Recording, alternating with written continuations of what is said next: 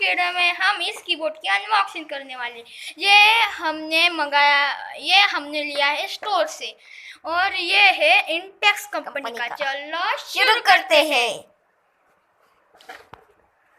पहले हम इसको खोल लेते हैं।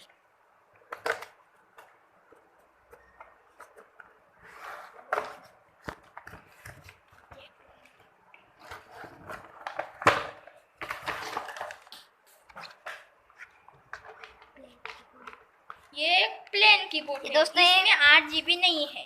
आज के लिए इतना ही। हम मिलते हैं आपको अगली वीडियो में। तब तक के लिए बाय बाय।